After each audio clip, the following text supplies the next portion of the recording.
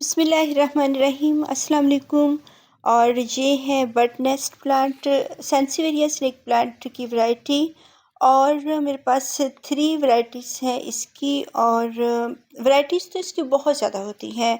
इसमें कुछ होते हैं डार्क कलर में होते हैं, कुछ सिंपल वाले होते हैं और कुछ ग्रेश कलर के होते हैं। और बर्ड नेस्ट ये एक स्मॉल ड्वार्फ वैरायटी है स्नेक प्लांट की।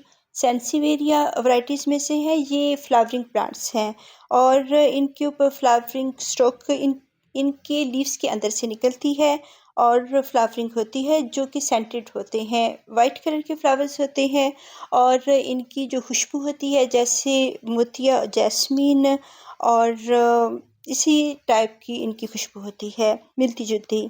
बहुत खूबसूरत प्लांट ड्वार्फ वैरायटी में, जिसको आप टॉप टेबल पर एक बहुत छोटे से और खूबसूरत से पॉट में लगाकर रख सकते हैं। बहुत अच्छे चल रहे हुए प्लांट्स और इनके जो लीव्स होते हैं वो रोट होना शुरू हो जाते हैं। और आप देख सकते हैं कि इसकी जो सॉइल है वो इतनी वेट नहीं है और इसकी रूट्स भी बहुत अच्छी सी हैं, हेल्दी हैं, वो भी रोट नहीं है।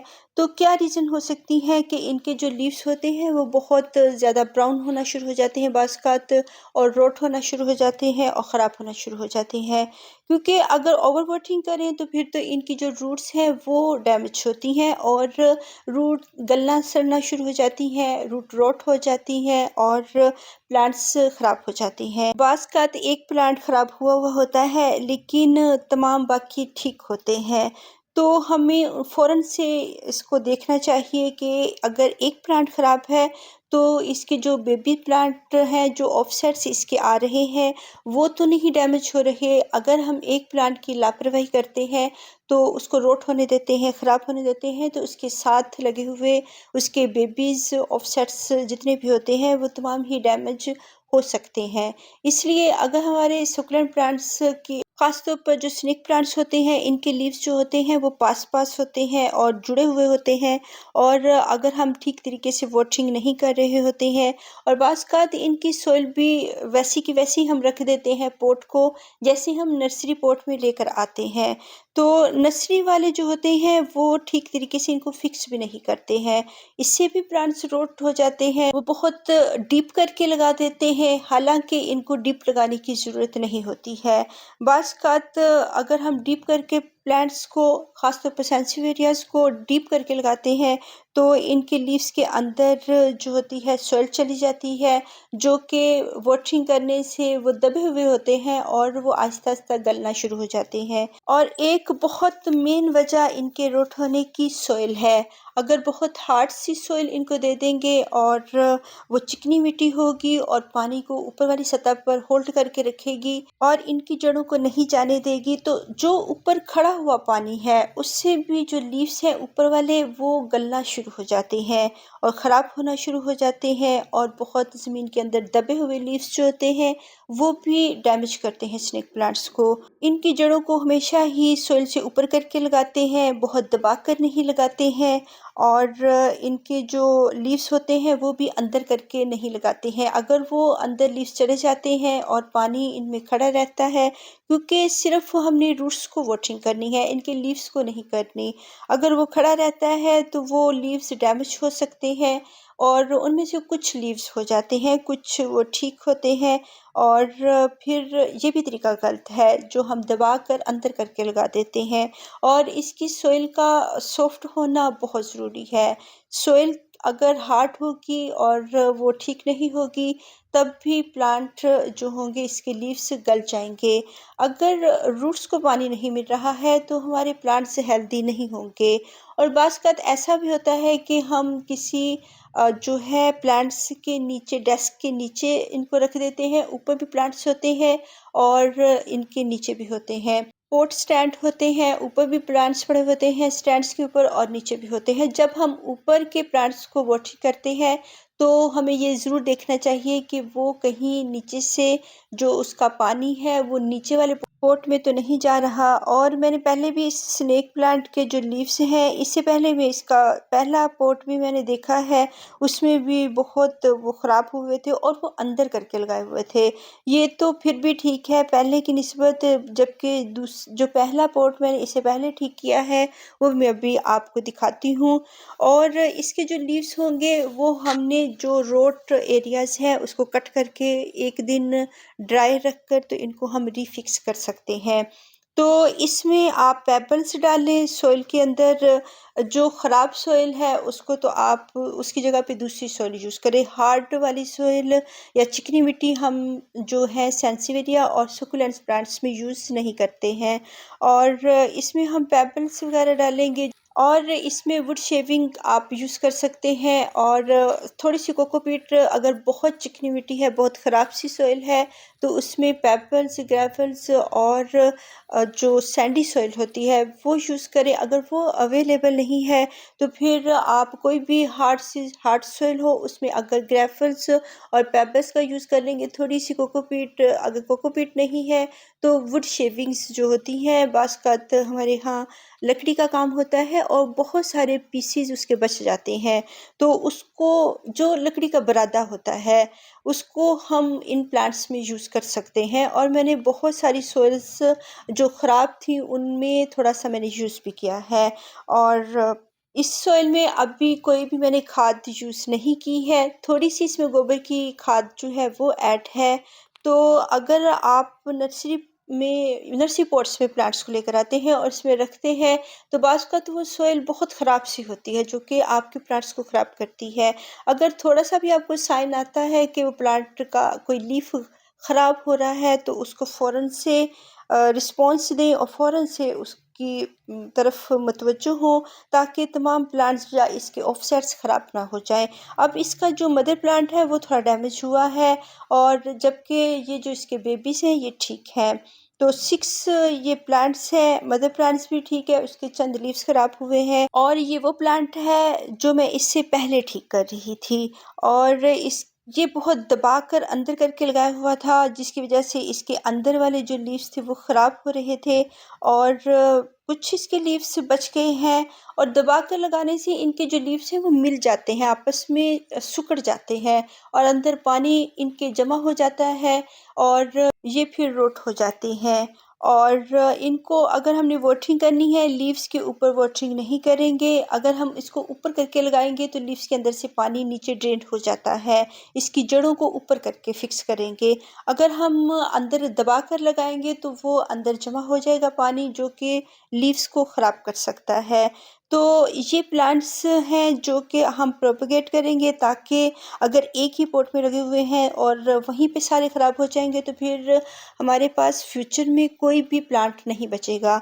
लेकिन अगर हम इनको सेपरेट करके लगाएंगे तो फिर फ्यूचर में हमारे पास इनके बहुत सारे बेबीज़ भी होंगे और अब हम इनको अच्छी सी सॉइल में लगाएंगे। इसमें मैंने वुड शेविंग्स भी यूज़ की है और इसमें मैंने पेबल्स भी यूज़ किए हैं और सॉइल में अपनी गार्डन की सॉइल मैंने मिक्स की है। तो इसमें बहुत सारी चीज़ें मैंने मिक्स की हैं और जिसकी वजह से ये बहुत अच्छी सी अब सॉइल सॉफ्ट सी हो चुकी है। तो ग्रेवल्स ज़रूर यूज़ करें, क्योंकि इससे ड्रेनेज सिस्टम बहुत अच्छा हो जाता है और ये तमाम चीज़ें जो सॉइल ज़मीन के अंदर से ही निकली होती हैं, ये हमारे प्लांट्स के लिए बहुत ज़रूरी होती हैं। जितनी भी ज़मीन के अंदर से निकलने वाली चीज़ें होती हैं जो सॉइल में, वो हम सॉइल में यूज़ कर सकते हैं और अल्लाह ताला ने इनमें बहुत सारी न्यूट्रिएंट्स रखे हुए होते हैं सॉइल के अंदर, जो कि प्लांट्स के लिए बहुत अच्छे से होते हैं उसकी हेल्थ के लिए। तो पेबल्स, ग्रेवल जो होते हैं सक्यूलेंट प्लांट्स को बहुत पसंद होते हैं, क्योंकि ये पत्थरों में उगने वाले प्लांट्स होते हैं और वहीं से अपनी एनर्जी लेते हैं। सॉइल जो होती है पानी को होल्ड करके रखती है, तो उसका इस्तेमाल कम करेंगे, लेकिन करेंगे ज़रूर, क्योंकि इसमें बहुत सारे न्यूट्रिएंट्स होते हैं जो प्लांट्स के लिए बहुत ज़रूरी होते हैं। तो सैंडी सॉइल सक्यूलेंट प्लांट्स के लिए बहुत ज़रूरी होती है। इसमें लीफ कंपोस्ट ऐड करें और थोड़ी सी गोबर की खाद भी कर सकते हैं। जो गोबर की खाद होती है वो फंगस क्रिएट करती है, जो कि सुकुलेंट प्लांट्स को पसंद भी नहीं होती है।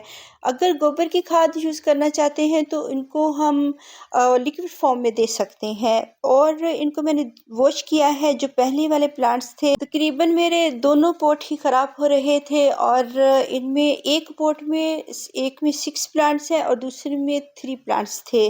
4 प्लांट्स थे, एक तो मुकम्मल तौर पर ख़त्म हो गया। तो जो है, अगर हम इनको सेपरेट नहीं करेंगे, इनकी हिफाज़त नहीं करेंगे, तो जो दूसरे प्लांट्स हैं वो भी आहिस्ता-आहिस्ता ख़राब हो सकते हैं। और इनकी जड़ों में बाज़ औक़ात हम वाटरिंग नहीं भी इतनी कर रहे होते, लेकिन मिलीबग्स होते हैं जो कि प्लांट्स को खा रहे होते हैं, इनके लीव्स को।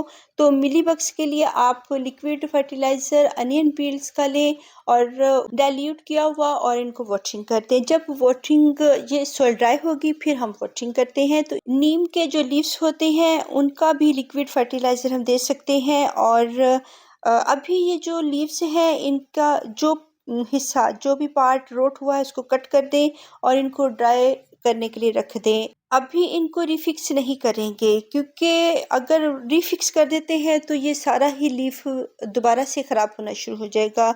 इसको 1-2 दिन के लिए रखें, जब ये ड्राई हो जाएगा तब इनको हम रिफिक्स कर लेंगे और इनसे भी हम प्रोपेगेशन करेंगे और न्यू प्लांट्स हासिल करेंगे, इनको भी ज़ाया नहीं करेंगे।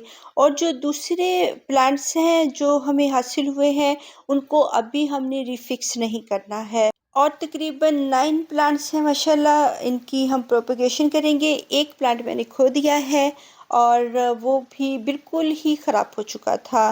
तो अभी भी माशाल्लाह काफ़ी प्लांट्स हैं और इनको हम सेव करेंगे। तो जितने प्लांट्स ये अंदर जो पानी जमा हो जाता है, दूसरे पोर्स को हम वाटरिंग कर रहे होते हैं, उनके नीचे बहकर, अगर हम इनको बहुत छुपा कर नीचे करके रखा हुआ होता है तब भी ये अंदर से रोट होते हैं और इनके अंदर पानी जमा रहता है। अगर इनके लीव्स बंद से होंगे फिर भी इनमें पानी जमा रहता है। अगर सॉइल हार्ड होगी फिर भी इनमें पानी जमा रहता है। तो बहुत सारी रीज़न्स हो सकती हैं कि हम अपने प्लांट्स को बचा सकते हैं। और फ़ौरन से इनको अगर हम पकड़ लेते हैं और इनकी ये जो प्रॉब्लम होती है, ब्लैक लीव्स हो रहे होते हैं, तो अगर हम फ़ौरन से इनको ठीक करते हैं, इनकी हिफाज़त करते हैं, केयर करते हैं, तो फिर प्लांट्स हमारे बच जाते हैं। तो फ़ौरन से नोटिस लें कि प्लांट क्यों ख़राब जा रहा है। और मेरी आदत है कि जो नर्सरी पॉट्स होते हैं उसमें मैं प्लांट्स को पहले रखती हूँ, उसको देखती हूँ, अगर वो ठीक चल रहा होता है तो मैं उसी में रहने देती हूँ।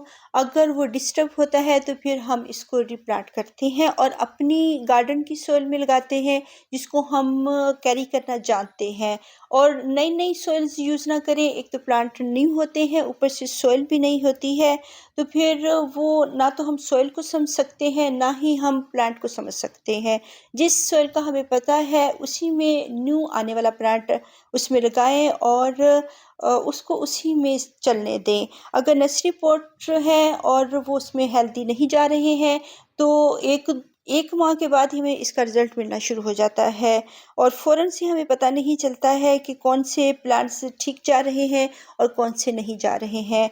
तो 1-2 हफ्तों के लिए हम इसको अपने गार्डन में रखते हैं, फिर हम इनको, अगर वो ठीक जा रहे होते हैं तो चलने देते हैं, वरना हम इनको रीप्लांट करते हैं। और अभी मौसम सर्दियों का है, हम इनको रीफिक्स नहीं करेंगे। वैसे भी इन पर कैल्स लाना बहुत ज़रूरी है। गर्मियों में 1 दिन में कैल्स आ जाता है, 12 घंटों में, 12 घंटों में और 24 घंटों में।